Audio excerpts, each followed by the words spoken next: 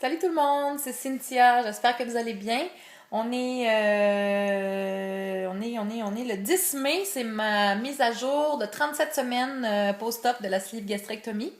Je m'excuse vraiment pour mon look là. Écoute, faut pas être gêné pareil hein, pour faire une vidéo comme ça. Je suis dans la peinture aujourd'hui, puis je me suis attaché les cheveux ce matin. J'ai même pas pris j'ai même pas pris ma douche aujourd'hui. C'est ça que je vais faire tantôt quand je vais avoir fini. Là, je prends un petit break, je prends une pause. Je suis en train de peinturer ma cuisine là-bas. Les armoires sont ouvertes. Là, je suis en train de mettre ça. Regardez si c'est beau le gris que je suis en train de mettre. J'ai choisi deux gris en fait.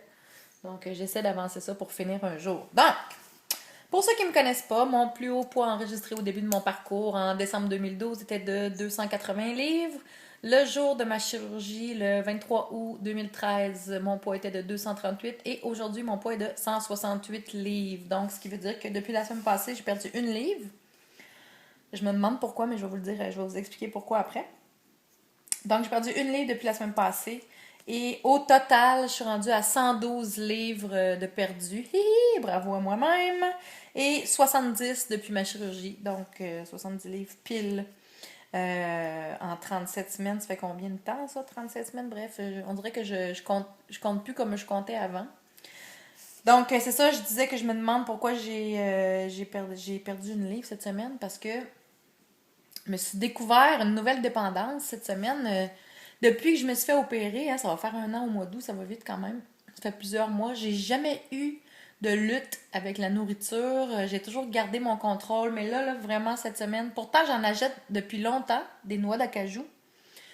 On dirait que cette semaine, il m'appelle dans le garde-manger. J'ai vraiment un craving. J'ai vraiment envie de manger des noix d'acajou. Je sais pas. Il doit y avoir quelque chose dans les noix d'acajou dont mon corps a besoin.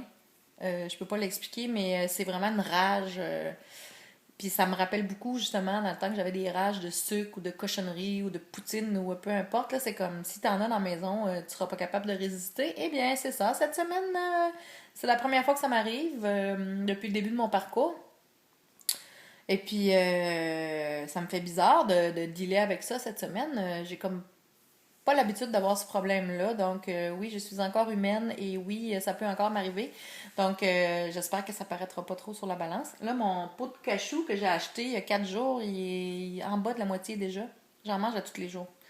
Peut-être que, je sais pas, j'ai faim cette semaine. Je sais pas pourquoi. Probablement que c'est dû au fait que j'ai tellement travaillé fort physiquement dans les dernières semaines, le déménagement, la peinture, là, je suis encore là-dedans. Donc, peut-être que mon corps n'a pas suffisamment de nourriture pour toute l'activité physique que je fais. Je vois pas d'autre chose pour que j'ai des rages comme ça parce que j'ai jamais expérimenté ça. Bref, ce fut toute une semaine où vraiment les cachous étaient un véritable problème pour moi. Donc j'espère que ça, ça va me passer. De toute façon, quand je vais finir ce pot-là, ce qui me saurait tarder à la vitesse où je suis en train de le manger, j'en achèterai pas pour un bout de temps. Là. Je vais me calmer le pompon, je vais reprendre le contrôle et puis c'est ça. Hey, j'ai l'air d'avoir 95 ans. Et puis j'ai un gros bouton. Peut-être que je mange trop de cachou, fait que les boutons commencent à me pousser. Je sais pas. Donc, c'est ça. Je voudrais faire un petit coucou à Julie. C'est une personne qui m'a écrit sur ma page Facebook et qui se faisait opérer de la sleeve gastrectomie le 6 mai dernier. On est le 10, donc 4 jours. Elle doit être rendue chez elle maintenant. J'espère vraiment que ça s'est bien passé, que tout se passe bien à la maison.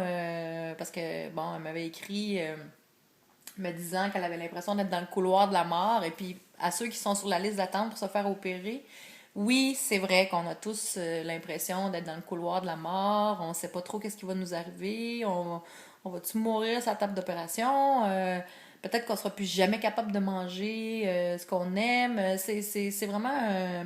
la semaine avant, là, on fait juste penser à ça, puis on se demande si on prend la bonne décision. C'est quand même quelque chose de se faire enlever 80% de l'estomac. On y pense deux fois. Puis quand on arrive proche du moment, c'est très difficile parce que c'est une décision qu'on prend. C'est pas parce que on a une maladie. Mais en fait, l'obésité, c'est une maladie, mais je veux dire, c'est pas comme si tu te fais opérer parce que tu as une tumeur cancéreuse, on te l'enlève.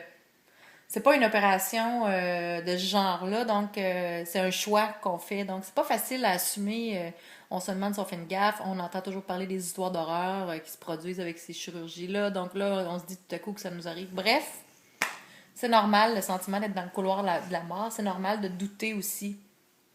À savoir, est-ce qu'on prend la bonne décision? Est-ce que vraiment c'est pour moi? Est-ce que ça va marcher?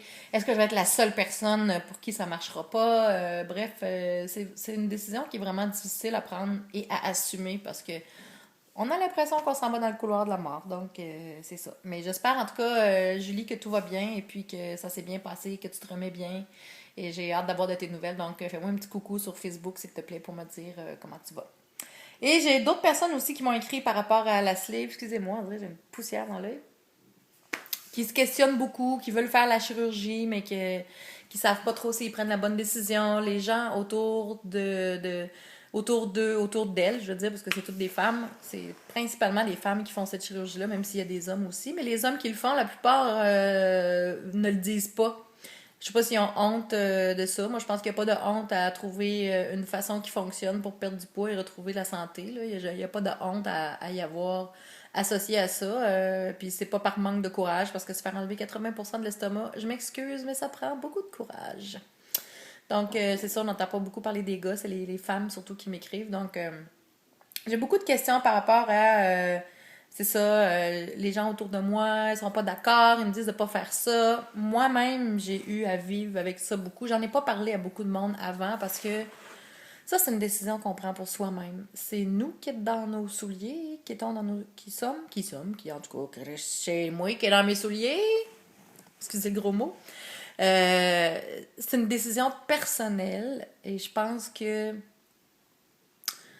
c'est important de la prendre pour soi et c'est important de ne pas se laisser influencer par les autres. Moi aussi, mon chum voulait pas que je le fasse. Ma mère voulait absolument pas que je le fasse. Mais à un moment donné, là, c'est quelque chose de personnel. C'est nous qui... on est maître de notre cheminement, on est maître de nos décisions, on est maître de notre corps. Et puis, moi, le conseil que je donnerais, là, parlez pas à plein de monde pour prendre votre décision. Informez-vous à la place. Allez sur YouTube, il y a plein de vidéos, il n'y a pas juste moi qui est là. Lisez sur le sujet, informez-vous auprès d'un médecin, mais vos proches, là, c'est pas la bonne solution parce que ça sera jamais des réponses, scientifiques ou des réponses, comment je pourrais dire? Anyway, je suis sûre que vous comprenez, là. C'est des réponses qui sont très émotives, en fait. Puis souvent, les gens vont dire, fais pas ça, voyons donc, tu vas le regretter, puis peut-être tu vas mourir, puis peut-être qu'il va t'arriver ci, il va t'arriver ça, puis tu pourras plus jamais faire ci, tu pourras plus jamais faire ça. Regarde, c'est pas vrai, là. Moi, la sleeve, c'est la meilleure décision. C'est une des meilleures décisions que j'ai prises dans ma vie. Jamais je vais regretter d'avoir fait ça. Aujourd'hui, je suis en santé, je suis active, je me sens bien, j'ai plus mal partout. Je fais plein d'activités que j'aurais pas pu faire. Je suis bien dans ma peau, je me sens plus observée par tout le monde avec le regard plein de jugement et puis de désapprobation juste parce que je suis grosse. C'était la meilleure décision que je pouvais prendre pour moi. Et puis jamais je vais dire à quelqu'un fais pas ça, fais pas ça. Moi, je vais plutôt dire à quelqu'un est-ce que tu as envisagé toutes les possibilités, les conséquences possibles? Moi, j'ai passé presque 3 ans à m'informer sur la sleeve avant de prendre ma décision. Puis je pense que c'est ça qui est important. C'est pas ce que les autres pensent. Ça, c'est quelque chose qu'on fait pour soi-même, pour sa santé, pour son bien-être. Les autres, là, moi, c'était très loin dans ma liste de critères pour prendre ma décision. Moi, ce que j'ai fait, c'est que je me suis informée pendant plusieurs années. Moi, je devais faire l'anneau gastrique. Puis justement, je me suis tellement informée que j'ai changé d'idée. J'ai décidé de faire la sleeve. Donc, informez-vous. Lisez, trouvez tout ce que vous pouvez lire sur le sujet, regardez beaucoup de vidéos, des témoignages et tout ça. Ça donne quelque chose. Puis ça va vous permettre de prendre une décision éclairée. Parce que oui, il y en a des dommages collatéraux par rapport à l'opération, que ce soit la peau molle, que ce soit la perte des cheveux, que ce soit de ne plus pouvoir jamais aller manger au restaurant puis manger comme tout le monde, une portion normale. Il y en a des dommages collatéraux, puis il faut les considérer. Il faut pas prendre cette décision-là aveuglément sans connaître tout ce qui est associé à ça. Et l'autre chose aussi, c'est qu'il faut pas prendre la décision de faire cette opération-là. Excusez-moi, là, je ne veux pas insulter personne, mais par paresse de se prendre en charge, de se prendre en main puis de faire les efforts qu'il faut. Parce que vous allez être déçus. Parce que ça demande autant d'efforts que de ne pas faire la chirurgie et perdre du poids. Ça demande les mêmes efforts et même plus. Parce que quand tu peux pas manger beaucoup, quand tu peux manger l'équivalent d'une demi-tasse ou d'une tasse par repas, tabarouette, faut pas niaiser avec ce que tu mets dedans, là, c'est important parce que là, vraiment, ça peut hypothéquer la santé. Parce qu'on peut avoir des carences en protéines, en nutriments, en fer, en plein d'affaires. Donc, si vous n'êtes pas prêt à changer votre style de vie pour vrai, ça, il faut vraiment, je pense que le secret de réussite, c'est d'être honnête avec soi-même. Si vous savez au fond de vous que vous ne serez pas capable de vous contrôler, que vous allez continuer de manger des cochonneries, et que vous pensez que cette opération-là va régler votre problème si vous n'êtes pas prêt à changer votre alimentation, vous mettez le pied dans l'œil. Ça ne marchera pas. Ça va marcher pour un petit bout de temps, vous allez être déçu, vous allez vous être fait enlever 80% de l'estomac pour rien. Et vous allez jouer avec votre santé parce que vous ne vous alimenterez pas. Il y a une façon très, très, très spécifique de s'alimenter avec une sleeve gastrectomie.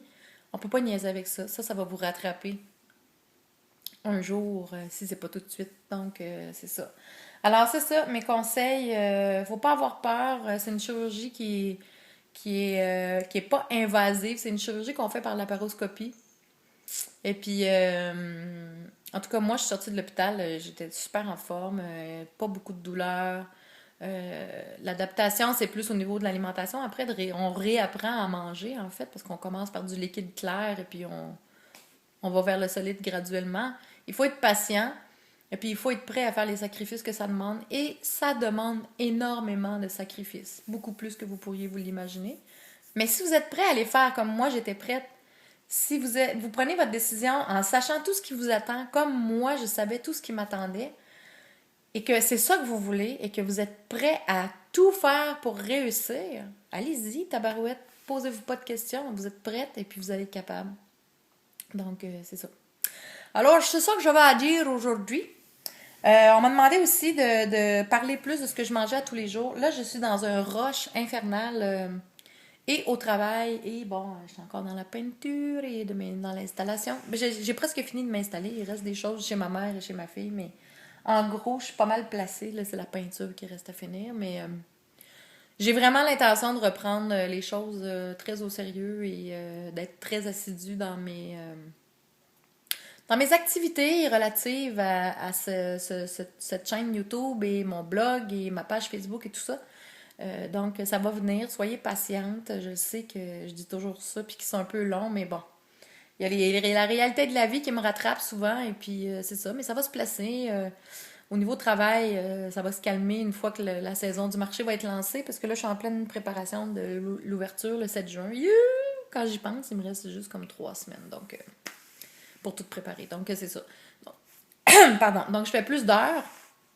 Et puis, bon, c'est ça. J'ai pas fini de m'installer, mais ça sent bien. Alors, c'est ça, les amis, qui m'arrivent ces temps-ci. Ça va relativement bien quand même, malgré tout. Côté sport, j'ai toujours pas commencé à marcher ou à faire parce que j'arrête pas ici. Là, donc, je fais mon activité physique quand même. Il y en a qui me disent, parce que j'ai MyFitnessPal, mon application, et puis ça met mes informations sur Facebook. Il y en a qui me disent, Coudonc, tu fais toujours du ménage, toi? Ben non, je fais pas toujours du ménage, mais il n'y a pas d'option pour peinture ou ce genre de truc-là. Là. Fait que je mets du ménage, mais dans le fond, je suis en train de peinturer. Donc, c'est ça. Alors, j'espère que vous allez bien et que vos objectifs sont en cours d'exécution. Et que vous passez un bon week-end. Il fait pas super beau en fin de semaine, mais moi c'est parfait, j'ai pas fini de peinturer. S'il faisait beau, je serais dans la procrastination, c'est certain. Donc ça fait un peu mon affaire parce qu'une fois que la saison du marché va être lancée, je vais travailler 21 samedis en ligne et 8 mercredis soirs. Donc je vais avoir beaucoup moins de temps pour la peinture et puis il va faire plus chaud, ça va moins me tenter. Et puis s'il fait beau, oublie ça, je vais vouloir être dehors. Donc c'est parfait. La vie fait bien les choses des fois, même si j'aime pas ça quand c'est gris. Ben ça m'oblige un peu, comme j'ai rien à faire, j'ai pas à sortir dehors. On peinture et puis on va finir. Je vais être bientôt, là, ça va finir. D'ici 2 semaines, je pense que je vais avoir fini. Donc, je vous salue tout le monde. Je vous souhaite un super bon week-end. J'espère que vous allez bien. Écrivez-moi. Merci de me suivre. Merci d'être là. J'aime ça vous lire. Gênez-vous pas pour vos questions. Maintenant, je vais y répondre par vidéo. Donc, ça va rendre ça plus instructif pour plusieurs personnes. Donc, gênez-vous pas si vous avez des questions plus précises, plus spécifiques. Lâchez-vous lousse! Donc, je vous souhaite un bon week-end. Je vous dis à bientôt. Je sais pas quand est-ce que je vais faire une vidéo, mais je vais en faire probablement une cette semaine. J'espère bien. Et puis, je vous dis à bientôt. Ciao. Salut à mes amis en France. Je les vois plus beaucoup. Isabelle, Laurence et puis Fanny. Je pense à vous autres. OK? Ciao.